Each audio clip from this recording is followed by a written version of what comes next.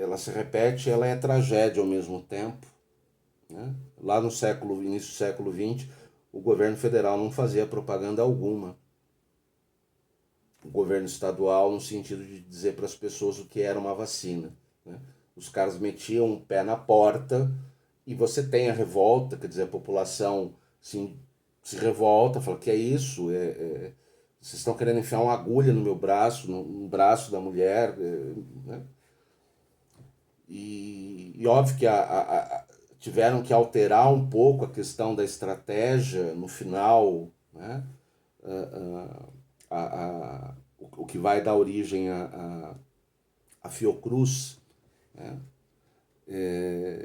Consegue ali debelar, né, os surtos de febre amarela, de varíola, mas adotam gradualmente também os princípios higienistas, ou seja, as áreas centrais do Rio de Janeiro que ainda comportavam favelas, né? Você tem um livro chamado Cortiço, só não vou lembrar o nome do autor. Deixa eu dar uma olhada aqui.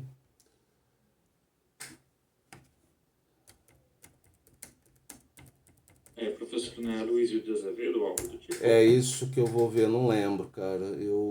Deixa eu ver. Isso, Aloysio de Azevedo, né? Ele retrata bem eu li esse livro há muito tempo, né?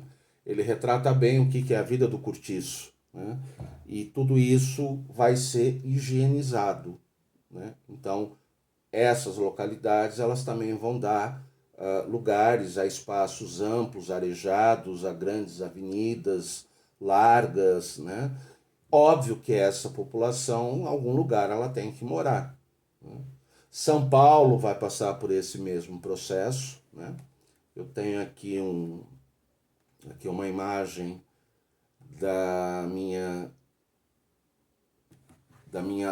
do meu mestrado, né? Aqui é os anos, aqui é a várzea do Rio Tietê. Eu sei que está pequenininho, deixa eu tentar ampliar aqui para vocês, só para...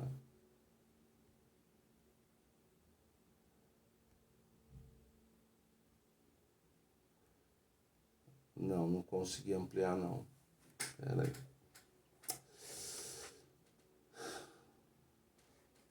Ampliou para mim, não ampliou para vocês. Mas eu vou descrevendo aqui, né? É que aqui por computador a imagem fica ruim pra caramba. Aqui é a várzea do Tietê na região norte de São Paulo, né?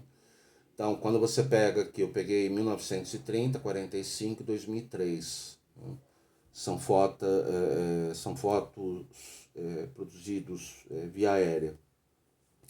Então, basicamente, aqui nos anos de 1930, você tem, eu sei que é difícil de ver, mas talvez vocês consigam enxergar aqui umas curvinhas bem... Eu estou passando aqui o cursor, ó. Dá para ver umas curvinhas aqui embaixo? Conseguem ver? Aqui, ó. Tudo isso daqui era várzea do rio, né? E aí o que eles começam a partir dos anos 40 é o processo de encaixotamento do rio, né? Então isso vai valer para o Rio Pinheiros e vale para o Rio Tietê, vale para o Rio Tamanduateí, na verdade vai valer para todos os rios e córregos da cidade. Aqui em Curitiba é o mesmo processo, você tem uma série de córregos que ninguém mais vê, né? Depois se der tempo eu falo deles. Em São Paulo, se der eu vou postar para vocês no Moodle um documentário chamado Entre Rios. E eu basicamente fiz um estudo de como é que foi se dando o processo de ocupação de toda essa região de várzea. E aqui também é um processo de urbanismo higienista, né? Porque você tinha uma população pobre vivendo aqui nessa localidade, era aqui em 1930, então óbvio que quando o rio, na época de chuva, ele alagava, né, ele ia para além do seu leito normal, né?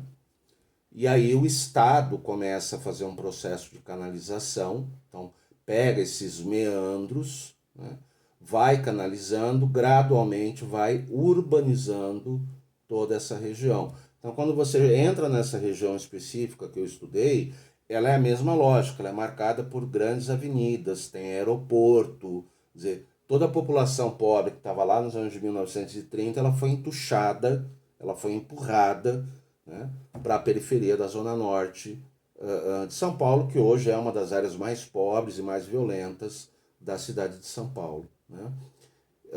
E hoje aqui é a realidade, aqui onde tem um círculo vermelho, que está bem aqui embaixo, essa linha reta é o rio Tietê. Né? Aqui é o Campo de Marte, né? E aqui você tem as grandes avenidas, a Santos Dumont, Voluntários da Pátria, Cruzeiro do Sul, aqui passa o metrô, enfim, né? Todo Então, esse aspecto do urbanismo higienista, ele também ocorre aqui em Curitiba. Né?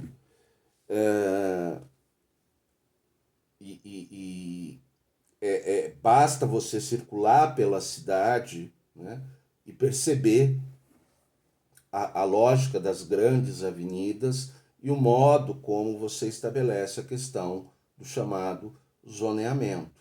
Né? Sim, você tem pobreza em Curitiba, e aí eu faço um parênteses nessa história. Eu tenho um projeto de pesquisa de monitoramento da pandemia aqui em Curitiba. E tem uma parceria, estou estudando 8 áreas pobres de Curitiba. E eu tenho uma parceria com um seminário de formação de padres seminaristas, chamado Seminário Redentorista, que fica dentro da Vila das Torres. Né? Eu não sei se vocês sabem, existe uma briga da prefeitura, porque o que acontece? Hoje você tem uma parte considerável da população pobre de Curitiba e do Brasil como um todo que está passando fome, está sem emprego. Né? E o seminário, o padre, que é o padre Parron, é um cara extremamente atuante aqui em Curitiba. E a prefeitura encaminhou um projeto de lei para a Câmara dos Vereadores, onde ela queria controlar toda a distribuição de alimentos em Curitiba, proibindo toda e qualquer entidade de fazer esse processo. E o padre Parron foi para a Rede Globo e desceu o pau, arrebentou o Greca no meio, e ao ponto de que houve uma pressão por vários setores da sociedade e a prefeitura foi lá e retirou, né, a proposta. E aí, o sábado, eu estava com o padre conversando sobre um outro projeto que a gente vai desenvolver, e ele comentou comigo assim, que na semana passada o Greca queria conversar com ele, né, por telefone. Então, algum secretário ligou para o padre, olha, o prefeito está aqui, gostaria de conversar. E o padre falou, eu não vou conversar com ele de jeito nenhum, não quero falar com ele, não tenho nada para falar com ele. O que ele quer de mim? Né? Porque com ele eu não converso. Né? Ele vive falando mal de mim. Aí o emissário do prefeito falou assim, olha, padre, o prefeito está pedindo se o senhor pudesse pegar leve. Né? Porque o tempo inteiro o padre é entrevistado, né? Aí o padre falou, mas pegar leve no quê? Ele falou, porque o prefeito, óbvio, mesmo com a pandemia, ele continua participando de reuniões, de fóruns onde vão outros prefeitos, né, do Brasil inteiro. E as notícias de que Curitiba tem problemas de fome em vários pontos da cidade, óbvio que ela circula também para o Brasil afora. E o Greca é questionado de falar, pera um pouquinho, vocês são considerados, né, Curitiba, como a cidade modelo do Brasil. É reconhecida pela ONU como um modelo de urbanização. Que papo é esse que vocês estão passando fome? E aí o Greca tem que ficar explicando aquilo que é o inexplicável, ou seja, que as políticas públicas, né, desenvolvidas pela prefeitura, elas não conseguem atingir a população que é mais pobre. Era só um parágrafo sobre a história. Mas Curitiba, ela passa também por esse processo, desse chamado, essa urbanização higienista. Né? É claro, o desenho urbano de Curitiba é muito claro nesse sentido. Né? Aí, basicamente, o que a gente vai ter é a mesma lógica de outras cidades. Deixa eu pegar aqui. Que é, eu tinha mostrado, já volto aqui.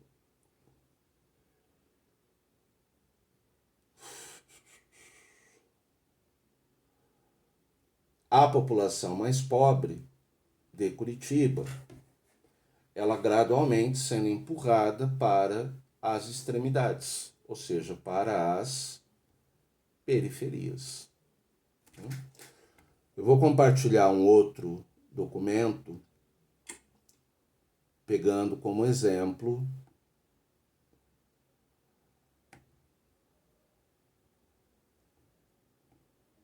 o que eu estou dizendo, da onde é que estão essas populações pobres e o impacto que elas têm.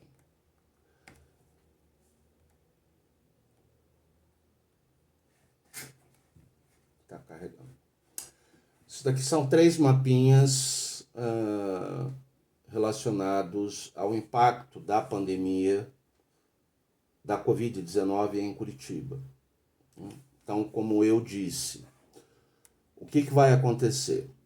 Esse mapa aqui é o número de óbitos no raio de 1 quilômetro dentro de Curitiba, ele é bem atualizado, maio de 2021.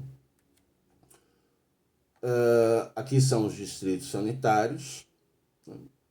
Então, esse primeiro mapinha ele é bem claro, né? Quer dizer, quanto mais indo para o vermelho, maior a taxa de mortalidade. Beleza? Aqui são os distritos sanitários. Esse mapa aqui em especial, que é o mapa de vulnerabilidade socioeconômica. Então, o que a gente percebe? Na medida em que a gente vai estudando o processo de urbanização ou do urbanismo de Curitiba, não a partir do Jaime Lerner, mas a partir já dos anos 50, 60, né? E aí, quando entra o Lerner, o foco dele são os eixos estruturais, né? As vias de circulação, e a população pobre ela vai sendo empurrada para as bordas da cidade ou para as bordas do município. Então, quando eu sobreponho o mapa da Covid com o mapa da vulnerabilidade social e econômica, óbvio que você tem óbitos na cidade inteira. O que é que vai se destacar, tirando a questão das periferias, é que você tem uma quantidade significativa de óbitos dentro da região do distrito da Matriz, pegando um pouquinho do distrito de Santa Felicidade. Por um aspecto muito pontual, é uma população notadamente marcada por idade avançada, população idosa, né? Então, quando a gente pega a Covid, a gente sabe, diminuiu, por conta do processo de vacinação está diminuindo, mas a faixa etária inicial, onde a pandemia causava mais mortes, eram nas pessoas idosas, né? Agora esse processo vem para uma faixa de 40 a 60 anos de idade. E aí, quando a gente olha os demais óbitos que se dão, sobretudo de dezembro até maio, ela vem bater justamente nas áreas mais periféricas. Então, essa área aqui, de onde vocês conseguem ver o meu cursor? Não. Não? Ixi, mas aí como é que eu faço aqui? Ué. Espera aí. Eu vou colocar aqui no documento. E agora? Consegue ver alguma coisa? Agora sim. Ah, tá. É uma estrelinha, né? Que é o que eu estava falando. Ó. Aqui é a Matriz e Santa Felicidade. Então, é uma população bem idosa, né? Quando você vem para essas áreas mais escuras, óbvio que os óbitos estão na cidade inteira, mas aí quando você vem aqui, ó, essa área aqui é o Cajuru, né? Essa borda aqui do Cajuru compreende essa área aqui, é extremamente vulnerável, inclusive bate com o índice de desenvolvimento humano de Curitiba, que é extremamente baixo. Aí quando você vem aqui nessa área, ela compreende parte do distrito sanitário do Bairro Novo e de Pinheirinho, que é a mesma coisa, tem um índice de vulnerabilidade social e econômica muito elevado. Aí quando você vem para o Portão, sobretudo quando ele vem fazendo fronteira com o SIC, né, você também tem número de óbitos extremamente elevados, né? Dentro do Portão, nessa área mais próxima ao SIC, que é uma região extremamente pobre de Curitiba, e o SIC, né, onde você vem apresentando, aqui é uma densidade populacional maior dentro do bairro, né? E ao longo do distrito do SIC e do Pinheirinho você também tem manchas, né, vermelhinhas, ou seja, mostrando, né, que a bela Curitiba ela precisa ser considerada, digamos aí, do ponto também de vista crítico do processo, né? Então, essa lógica dos eixos estruturais de mobilidade, elas estão assentadas também numa lógica de um urbanismo higienista, né? Sim, Curitiba tem um padrão, eu não troco Curitiba por lugar nenhum, né? Mas isso não significa que eu tenha que fechar os olhos e achar que aqui tudo é lindo e maravilhoso, né? Depois eu trago o mapa para vocês, inclusive, sobre a questão dos pontos que demandam de regularização fundiária em Curitiba. É coisa assustadora. Aí alguns aspectos para fechar a discussão de hoje é sobre alguns elementos que a Arlete traz. Ela discute muito sobre... na verdade, o texto dela, o artigo dela é bem pontual, né? Porque ela vai dizer, olha, quais são os tipos de planejamento que tem no Brasil, né? Então, ela basicamente ela menciona 2, né? Eu coloco 4, que é o que eu comentei com vocês. Nós temos lá o tipo do planejamento tradicional, né? Que é aquele que o sujeito fica na cadeira, não sai para ver a realidade de jeito nenhum. Você tem, na maior parte dos municípios, aquilo que eu chamo de não planejamento, né, por falta de, digamos, profissionais qualificados que entendam que é um planejamento urbano, né, propriamente dito. Então fica muito ali na boa vontade ou não de prefeito, de funcionários da prefeitura. A maior parte dessas prefeituras elas não são informatizadas, elas literalmente carecem de profissionais. Então, para você mexer com políticas públicas, você tem que ter formação, né? Sobretudo quando você começa a desenvolver política pública, e a política pública ela demanda, na maior parte das vezes, de recurso. E aí como é que você acessa os recursos, né? Como é que você mexe nos sistemas? Porque tanto o governo federal como o governo estadual tem os programas. Então você tem todo um escopo de elaboração de projetos. Enfim, é um processo burocrático lascado. Então, para fazer planejamento, né, você precisa de pessoal qualificado. E isso se restringe às grandes cidades, às médias cidades e, eventualmente, a uma outra pequena cidade. E aí você tem o que a Arlete chama lá no texto dela de planejamento estratégico, né, que é oriundo da escola de Chicago, que tem o falso, porque é falso mesmo, né? É a falsa ideia de que você pode planejar a cidade dentro da lógica de um planejamento que você faria, por exemplo, na iniciativa privada, numa empresa, né? O que acontece de antemão? Óbvio que se eu for numa empresa, ela possui a legislação, ela possui a norma, né? Quando você vem para o âmbito da realidade urbana, para você lidar com o planejamento, você tem que considerar todos os marcos regulatórios, toda a legislação, né? E o Brasil é campeão de legislação. Uma coisa que não falta no Brasil, o Brasil é bom nisso, é produzir lei. O problema é que é tanta lei, tanta lei, tanta lei, que a hora que você se mete para fazer o planejamento, a equipe ela tem que ter todo um cuidado de saber exatamente o que ela pode e o que ela não pode fazer, né? Então, muitas vezes, o que o planejamento estratégico, eu não estou dizendo que ele não surta efeito, mas ele é seletivo na cidade. E ele é muito mais voltado para uma ideia de marketing, e não do planejamento, e não da organização do território propriamente dito e efetivo.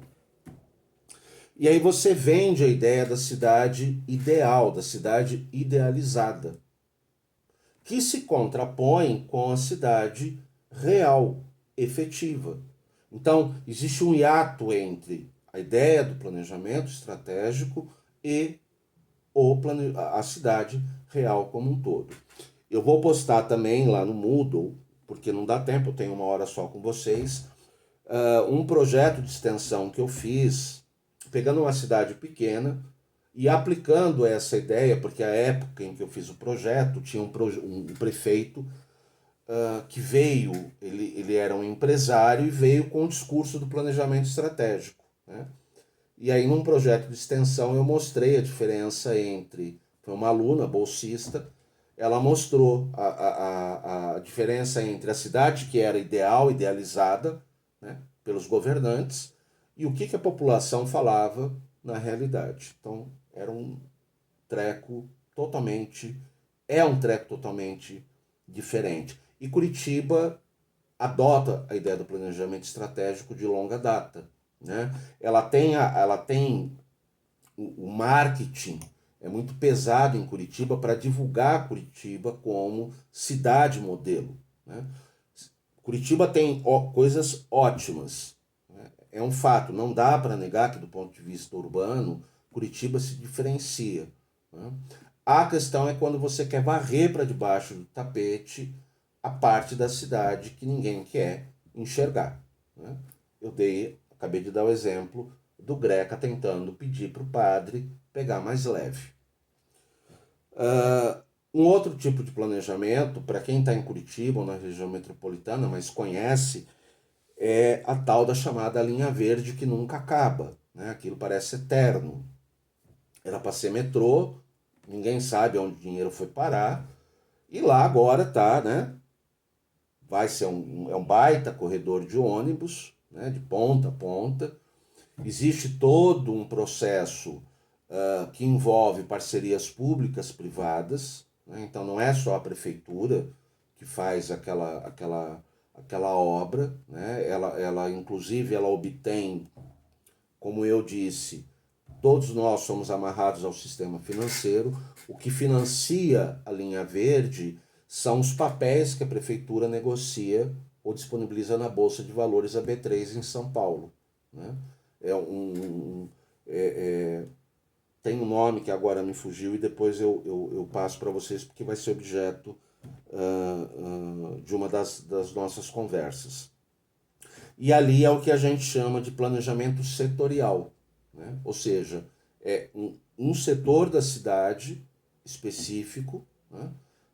Onde você faz o recorte, delimita o planejamento, em geral traz a parceria público-privada, né? E associado ao conceito de planejamento estratégico, você desenvolve aquela região, né? Esse é um ponto. Um outro ponto para finalizar, prometo, e aí na aula que vem a gente volta a falar sobre essa questão, é que quando a gente fala da cidade, nós temos que pensar quem são os agentes que produzem a cidade, né? Então, o texto da Arlete, ela deixa muito claro isso. A cidade ela é uma produção coletiva. Esse é o primeiro ponto.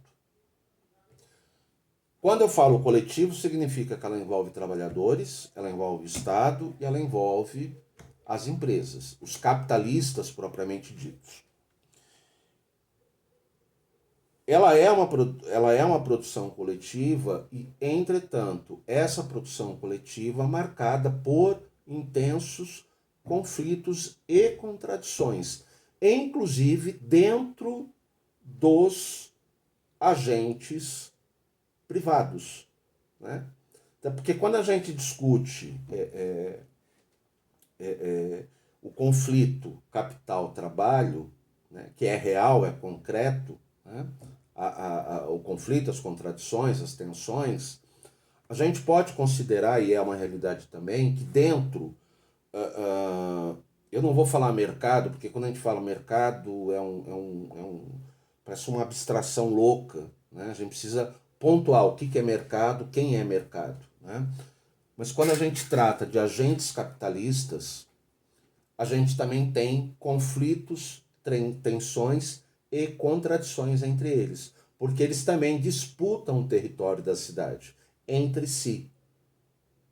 Porque a cidade, é a produção da cidade, é a ocupação do território que garante as remunerações dos agentes capitalistas. E, portanto, sim, há conflito também entre eles. Então, quando a gente pega todo esse emaranhado do que é a cidade, é o momento em que a gente vai discutir a necessidade de uma política nacional de desenvolvimento urbano, né? Não que ela determine, lips literi, o que as cidades devem ou não fazer a partir de uma lei federal.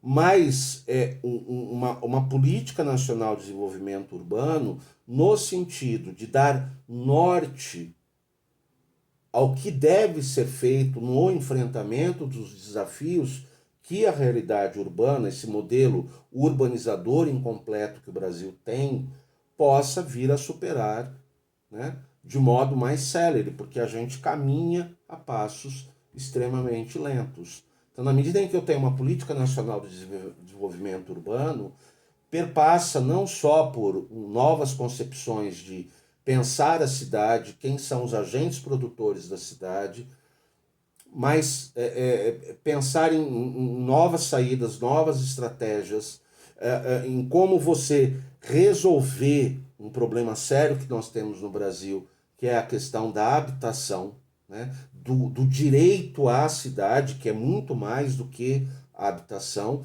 e dos processos de financiamento da cidade, né? Existe hoje um discurso, por exemplo, é o raio do modismo da sustentabilidade, né? É a ecocidade, a cidade sustentável. Aí eu sempre pergunto para os alunos, sustentável para quem? For para a elite, está fácil de falar sustentabilidade. Se for para uma classe média que está tranquila para o trabalho dela, está tranquilo. Agora, como é que você discute cidade sustentável quando você olha um mapa da Covid como esse?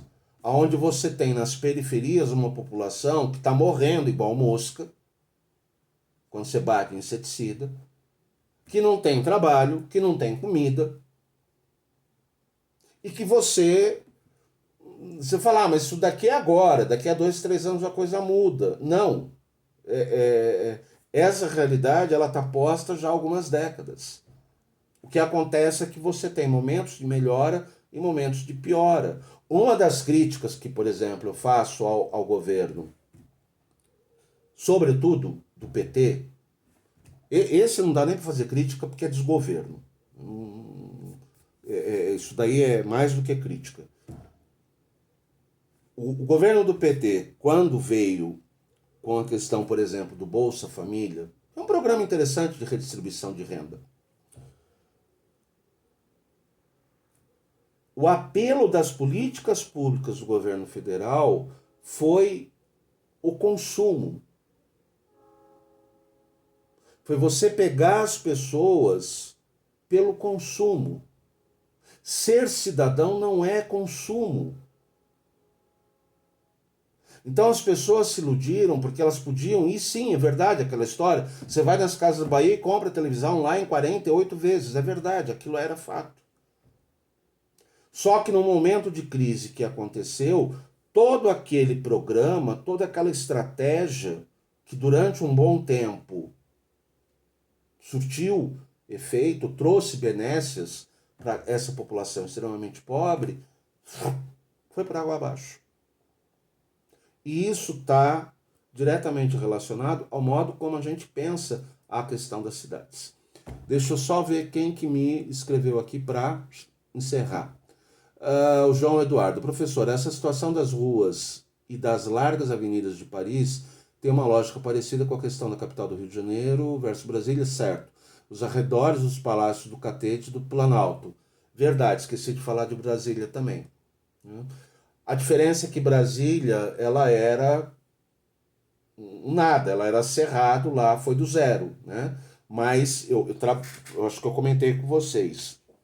Eu vim transferido de Brasília, né? Então eu conheço Brasília com a palma da mão. Morava em Curitiba, mas toda semana pegava avião e ia e voltava. Brasília tem a lógica das grandes avenidas, você não vive sem